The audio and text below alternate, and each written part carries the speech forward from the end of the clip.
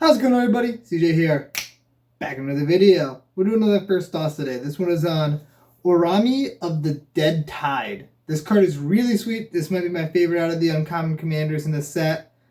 It's super powerful. It's a strong card and it can do some crazy things. But before we get into it, gotta give a quick shout out. We got a new patron. We got Majora. Thank you, Majora. Thank you for your support. So now we got Majora, Jake, and Louie. Thanks to all three of you guys. You guys rock. And so if you guys want to, if anyone else wants to become a patron, it's linked down below. It helps support the channel. It's great. You can talk to us in Discord and stuff. It's fun. You can also support the channel by, if you want to buy any of the cards I talk about in this video, buy them through the TCG Player affiliate link down below. Don't forget to hit that like button, subscribe to the channel if you haven't already, and comment down below if you're going to build Araumi, or if you're going to put Araumi in a deck, or if there's any cool tech cards I didn't think about. And let's hop into this. Oh, also giveaway. We got a giveaway going on. That's linked down below. It'll also be over here at the end of the video, so you can click on that. You can win this Elder Dingus Highlander playmat, along with the opportunity to be featured inside of a video on the channel. That'll be a game played over Spell Table. It will be a part of our CJDH gameplay series, so that's going to be pretty fun. So to do that, all you got to do is watch the video. Just comment on the video. You can tweet, share the video on Twitter. And you can, what was the third thing? Become a patron. Easy. And so let's hop into this. Araumi of the Dead Tide. So, this lets you exile cards from your graveyard equal to the number of opponents you have. So you're typically going to exile 3 cards and a 4th card, and that card's going to have Encore. So you'll just basically exile 3 cards, and a creature in your graveyard gains Encore, which means you can cast it until end of turn from your graveyard, exile it. Well, you can Encore it until end of turn for its mana cost, and you exile it, and you create 3 tokens that are copies of that creature. They gain haste, and have to attack one of your opponents no matter what, and you exile them at the end of turn. So, or is it sacrifice at the end of turn? Sacrifice them at the end of turn. So there's some very, very interesting stuff you can do with this deck. First thing I'm going to talk about here, first section, we got the bombs. So some insane cards that you can, like, Encore with Araumi that would just be, like, devastating to your opponents. We got stuff like Blightsteel Colossus. Just get 3 hasty infect 10 to 11/11s. Just infect your opponents out of the game. Massacre Worm. Give everything, what would it be, -6/-6, and your opponents lose a lot of life. Pretty good one-sided board wipe. Diluvian Primordial. Steal 3 instants or sorceries out of all of your opponent's graveyards. Sepulchral Primordial. Steal 3 creatures out of all of your opponent's graveyards. That seems pretty disgusting. Wormcoil Engine. So when you sacrifice them at the end of turn, you're going to be left with 6 worms, right? No. Yeah, 6 worms. 3 lifelink worms, and 3 death touch worms.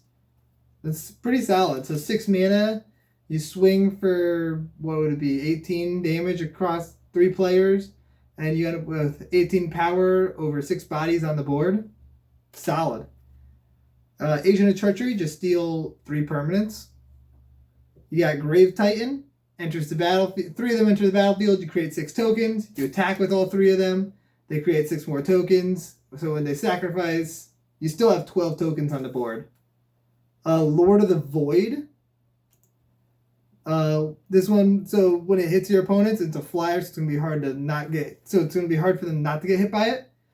You exile top 7 cards of that player's library, and then put a creature card from among them onto the battlefield under control. So exile top 7 cards of all 3 of your opponent's libraries and steal a creature out of that. Seems very powerful. We got Underworld Sentinel. So they enter the battlefield, they attack. You get to put a creature from your graveyard underneath each one of them. So it's 3 creatures that get put underneath Sentinels. And in turn, you sacrifice them. So those creatures that you put under the Sentinels will come back into play. So they just kind of recur something for you, which is really nice. Gray Merchant. So if you just have Araumi and Gray Merchant, and you Encore Gray Merchant, you're going to be dealing 21 damage to each of your opponents. Gray Merchant's probably going to be one of the best cards in this deck. Gary's going to be unbelievable. And then you also got Kakusho, just negging your opponents for 15. Seems pretty good. So those are all the big bomby cards. Now I'm going to talk about value cards that you can recur from your graveyard. You got stuff like Mole Drifter to draw, what would it be, 6 cards? 6 cards for 5 mana, seems pretty good. There's Floating Dream Zubera. So when it's put into the graveyard from play, you draw a card for each Zubera put into the graveyard this turn. So you'll be sacrificing 3 Zuberas at the same time. So you'll be drawing 3 cards off of each. So it's 2 mana, draw 9.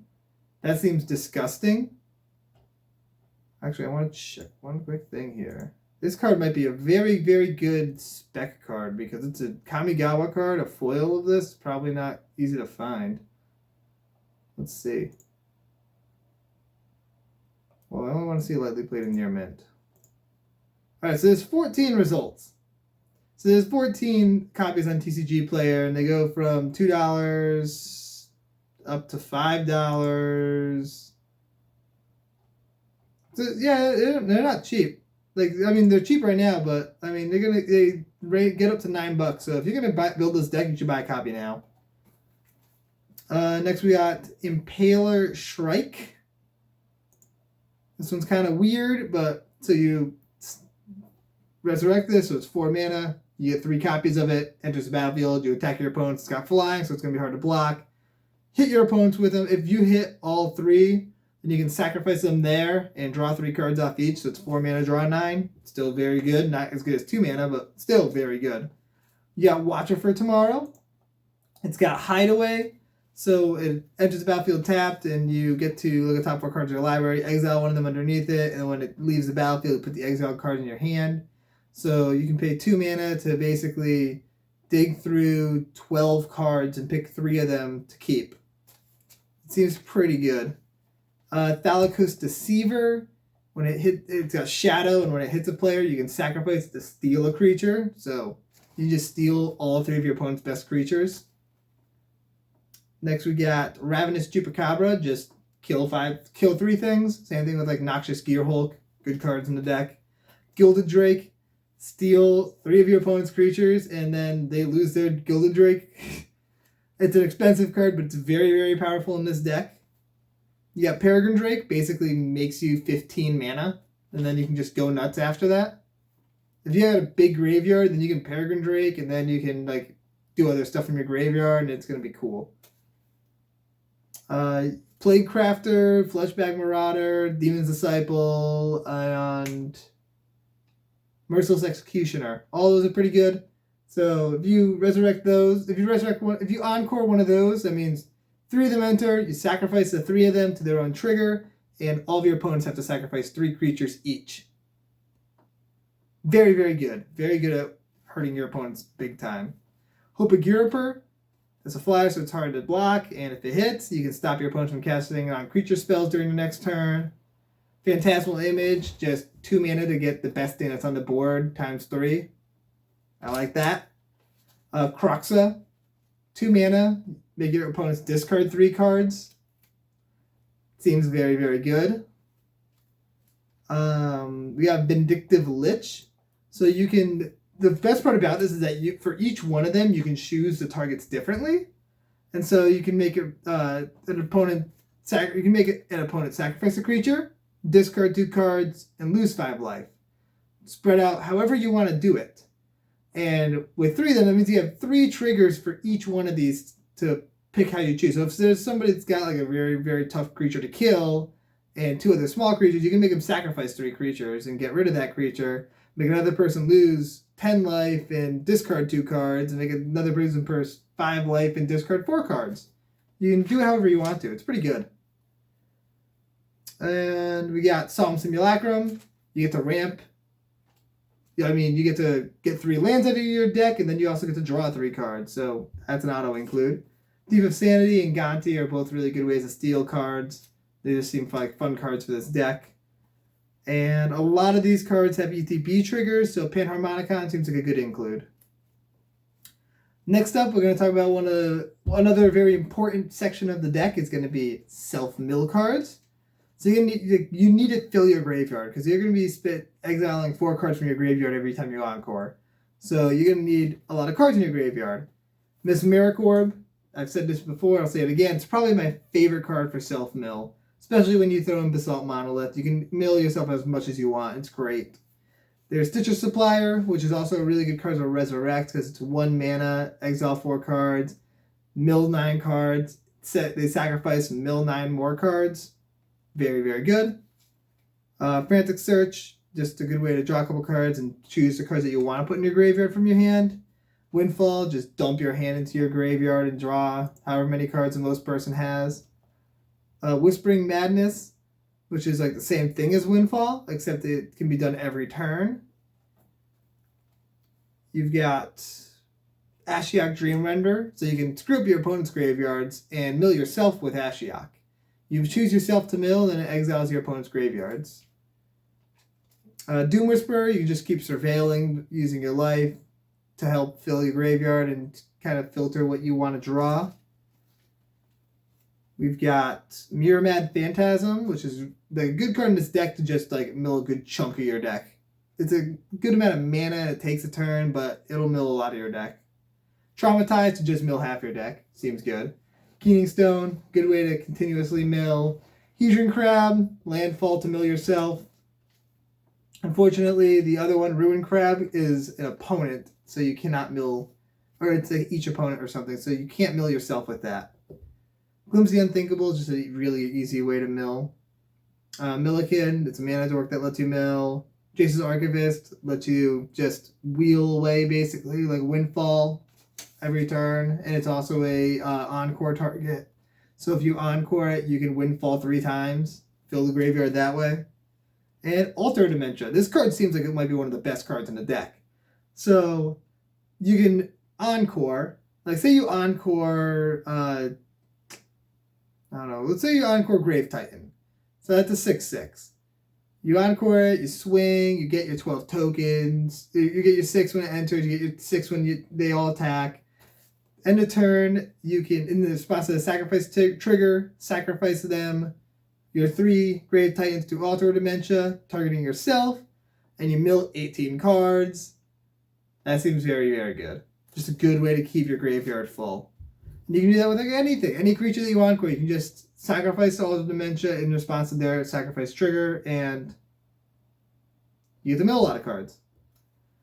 Then you got stuff like Buried Alive, Entomb, Final Parting, Gravebreaker Lamia. All these let you get cards that you really want in your graveyard into your graveyard, so that way you can capitalize on them.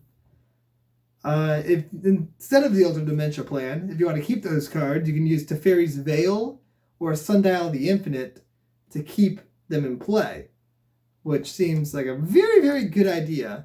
With Sundial of the Infinite, you just blah, blah, blah. With Sundial of the Infinite, you just use it when the sacrifice triggers are on a stack, so that way it just like exiles the triggers from the stack, so that way you don't have to sacrifice them and you're set. And Teferi's Veil, you just attack with your creatures, and at the end of combat they phase out, and so that trigger will go away because they're not there to sacrifice. So another good way to keep your creatures. Another card that's just solid in the deck, Breast Dealer's Crypt. It lets you kind of see what your opponents are doing, and it lets you fill your graveyard pretty good, I believe, right? Yeah. So you can just, like, if you have creature cards that you don't want to be drawing and you want to be able to encore, you can just not pay the 3 life and it goes into your graveyard. And your opponents will have to pay life to get their stuff. It's good. So it's just a good way to fill your graveyard with the cards that you want to fill it with. And last but not least, we got a cool little combo thingy here. It's not really a combo, but it's like good. So you can use Platinum Angel or Torpor Orb, and say you gotta play Phage Untouchable. So you throw Phage Untouchable into your graveyard, you encore it back in, Torpor Orb's in play so you don't lose the game, or Platinum Angel's in the game so you don't lose the game, and then you swing your Phages at each of your opponents. They connect, and those opponents lose the game. That seems fun. I like that. So that is what I've got for Araumi of the Dead Tide. Remember, if you guys enjoyed this video, comment down below what you're going to do with Araumi. If there's any cool cards I did not mention that you're putting in the deck, let me know. Subscribe to the channel if you haven't already. Like this video. If you want to support the channel and you want to buy any of the cards I talked about in this video, buy them through the TCG Player affiliate link that's down below. That helps the channel. Also, check us out on Patreon if you really want to support the channel. You can join us in Discord. Again, shout out to Louie. Shout out to Majora. Shout out to Jake. You guys are the best. And what else we got? We got a giveaway. So remember, if you want this playmat and you want to play a game with us, all you got to do is click on that giveaway video. It's linked down below, but it's also right here. So just click right here and you can enter the giveaway. We'll see you guys next time. Peace out, everybody.